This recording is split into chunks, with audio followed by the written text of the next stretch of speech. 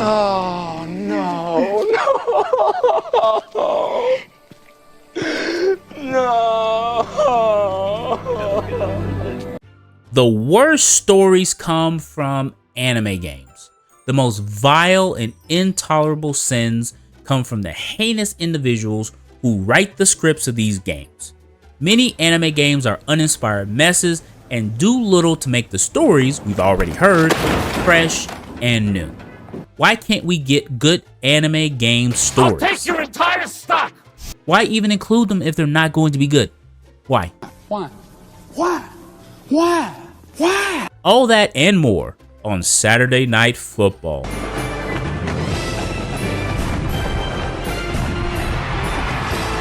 I'm joking. You're on the right video.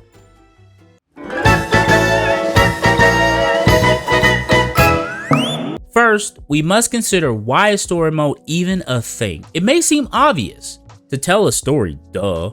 Nuh-uh, maybe.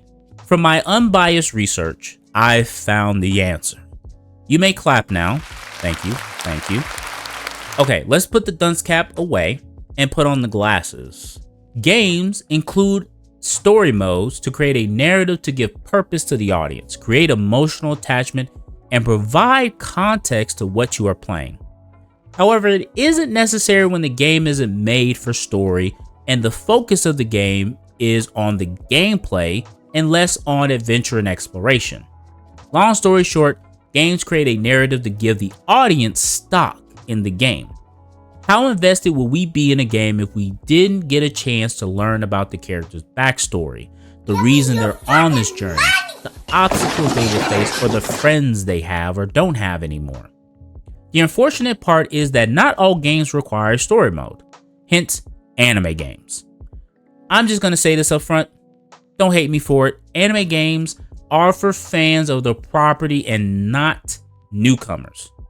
Many will argue that story modes are meant to allow newer individuals to enter the property and understand the story like the fans do. I call bull on this. I say that because when selling a game, your initial push of sales are to those who know and enjoy the property, right?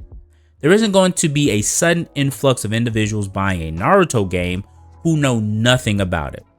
This is why many games attach celebrity endorsements to their games, like having Tony Hawk in your skating game. Kids who love Tony Hawk or parents who know him will know the game will have skateboarding in it, and it has a level of, let's just say, quality, right? You have to convince the individual to not only purchase your game, but give them enough reason to even look at it. Because for many who aren't into anime or manga, I'm just gonna say this, see anime as childish or unbecoming of grown adults. Therefore, you're saying that not only are you making a story mode for individuals who may never pick up the game, you're making it for people who would grab Madden Infinite before anything else. I'm just saying.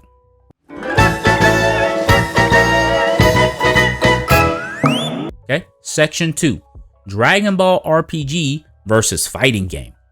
Besides throwing Madden Infinite in the bin, we have to get started with our lecture. Sit down, class. Welcome to Bad Anime Game Stories 101. I'm your professor, Dr. Nosy. Today, let's dive into a franchise that will never die, apparently, Dragon Ball Z. Now, two games that come to mind are Xenoverse 2 and Fighterz. Both games have a story mode and vary in acceptability. Now, I hope I don't have to introduce you to Dragon Ball Z since you signed up for this course. Instead, let's talk about the games. There are over 100 Dragon Ball games officially released to the public. The first being an arcade game where Goku shoots enemies from his Nimbus cloud. We have so many types and genres that Dragon Ball has slithered its way into. And because of all those games and opportunities, there were plenty of occasions to rehash the same story multiple times. I recall playing all the Budokai games, back in the day on PlayStation 2, and remembering when they added a new arc with each game release, where one game only allowed you to finish the Frieza saga, and then the next one completed the Cell Saga. That progression in my child brain was acceptable, but not now. That excuse doesn't fly anymore. The wings are cut off. So how can you make something common knowledge work well? Look no further than Xenoverse 2, my friends. That will be on the test. Xenoverse 2 is a Dragon Ball action role-playing fighting game developed by Dimps and published by Bandai Namco, of course, released October 25th, 2016 for the world to enjoy. Dimps has a long, illustrious history of developing a variety of games like the Budokai games, Shin Budokai, and other anime games for properties like Saint Seiya, One Piece, Digimon, and Shaman King. The game is based around Canton City and is popularized by allowing players to create their own custom character, or CAC, with their own race, with their own moveset, while progressing through the game. Now, a fight is only entertaining with two fighters, right? Welcome the second challenger, Dragon Ball Fighterz. Dragon Ball Fighterz was released January 26th of 2018, so 2 years later. It was developed by Arc System Works and published by Bandai Namco, no surprise there. Arc System has a history of developing and creating various fighting games like Blaze Blue and Guilty Gear. Again, another game, both of these games was released with critical acclaim by their fans and by fans of those specific type of genres. Now, we have to ask ourselves two questions about the story mode in both games to see who comes out on top. Question 1, how does the story mode improve the gamer's experience? And question 2, what does the player receive from engaging with the story? The first is interesting to cover. The gamer, typically someone very familiar with the Dragon Ball story thus far, will already know the main characters and main plot points, right? Therefore, a simple rehash of the story won't provide anything new or exciting for them, unless showing the story in a new light like Kakarot did with the stunning animations. I digress though. What does Xenoverse 2 bring to the table? This game is a fine example of putting a unique and welcome twist on the original story. Time travel. Time travel has always been a main point in Dragon Ball since the Cell Saga. This then puts you in the shoes of a time patroller tasked with correcting time anomalies caused by Toa, an original character, who wants to control the multiverse by stealing Toki Toki's egg. I promise you, it all makes sense if you play the game. I'm sorry. The key point is that the main points of the story remain unchanged, but our role in that story changes. Instead of just playing Goku and progressing through the story like most games do, we create our own character, or CAC, and interact with our favorite characters in new and interesting ways. These story beats include an anomaly occurring, us, the time patroller, being sent to correct that anomaly, defeating it, and allowing things to occur as intended, and then going on to the next anomaly. This is how the whole story mode operates. Same story, but your role and how you interact with the narrative varies greatly. Now, what does Fighterz have to say about this? Fighterz also has its own original story. Unfortunately, in my eyes, less inspired and bogged down by one glaring issue. We'll talk about that soon though. It's simply a story about the main characters not acting like themselves, and you, the Chad of Chads, have to smack them on the head to get them back to normal. You start out as Goku for the first arc. The second arc is more the villain arc, but you start off with Frieza, and then it all comes to Android 21, an exclusive character to Fighterz. This story, in my opinion, is not that fun or that original. Now, you may say, isn't that what Xenoverse 2 does? The characters aren't themselves, you have to like slap them, beat them up, correct the timeline, all that stuff. I'd be lying if I didn't agree. Very similar plot points, it's just a different original story.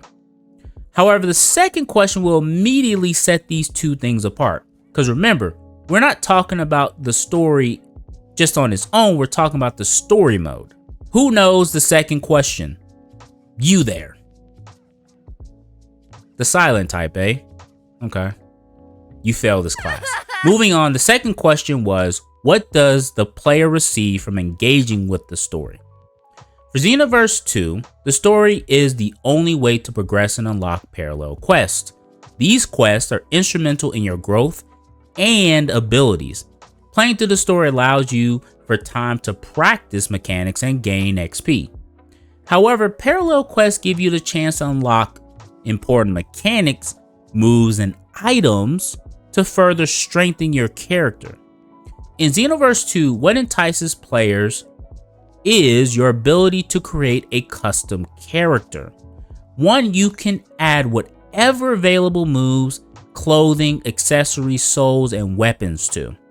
But these moves are locked behind beating the quest and having a blessing from the RNG gods themselves. Therefore, beating a story mission leads to a parallel quest, more moves, XP, and then that leads to the next story mission. This cycle continues until you've beaten the story mode and have unlocked all the parallel quests attached to the story mode. Beating the story is instrumental in understanding the core mechanics of the game, unlocking the moves you want and need, and strengthening your OC. On the other hand, what do you receive from Fighterz by engaging with the story mode? Long, boring, and repetitive fights with the same characters over and over and over again. That is one thing that Xenoverse 2 has over Fighterz: more characters to fight. Just saying. I can't count the number of times I've fought each character in the story mode over and over. I don't want to. I don't want to make this more boring than it needs to be. Now, many may say it's just to help you familiarize yourself with the character's mechanics. Oh, really? Is Super Baby in the story mode? Is Super Broly in the story mode? Now, if those DLC characters are there, then I'm sorry. I will admit my ignorance here, but I doubt it. Around the time that I played it, right when it first came out, the DLC characters were not, the only, you were not able to fight Kid Goku or any of those characters in the story mode. You can't even play them unless you buy the DLC characters. Oh, and speaking of buying, your reward for beating the story mode is unlocking Android 21. Oh, but would you look at this? You can just buy her, just like all the other characters. Then what is the point, you ask? I have no clue. It doesn't serve as good practice because this is a fighting game where you are fighting others who have practiced with the same characters and have their own quirks, ticks, and strats. NPCs can only do so much for you. The same thing with Xenoverse. You can beat NPCs all day long, but actually going into competitive is totally different. But you do get more familiar with those mechanics, of course, and with your ever-changing movesets. Therefore, the best practice in my eyes in a fighting game is fighting other human beings. Therefore, the reward is not worth the squeeze. Even getting Zenny means nothing in this game with the number of fights and challenges you can complete. Thus, it serves little to no purpose, in my eyes. Xenoverse 2 has a story mode that, from my earlier point, allows you to grow attached and accustomed to your created character. It's not necessarily becoming attached to characters that you already know. It's about you becoming attached to your own original created character. What do you grow attached to with Fighterz? A specific team, because they are the ones you're spending the most time practicing with. Not because you played the Fighterz story mode, but because you practiced with them over and over and over again, fought many opponents, and rose through the ranks with them.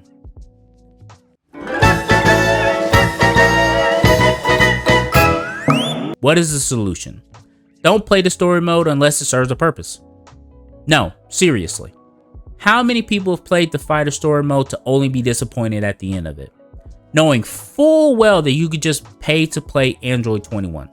Again, if it's changed, sure. But story modes, in my opinion, need to serve that purpose of attaching you to the characters. Now, fighting games can have an in-depth story mode, but Fighterz, this isn't it. Your mechanics, graphics, and characters are what makes sales. Fighterz, that's what you're good at. Mechanics, graphics, characters. That's how you make your money. That's all I got for this lecture. Class dismissed. Get out of here. That's it, class. Now, there are plenty of other anime game sins. Let me know if you want me to cover another topic or game in another video. Make sure to comment down below your thoughts on the story modes of these two games, or maybe comment down below a fighting game with a really good story. Make sure to like and subscribe for more hilarity. And until next time, get out of my class. Class is over.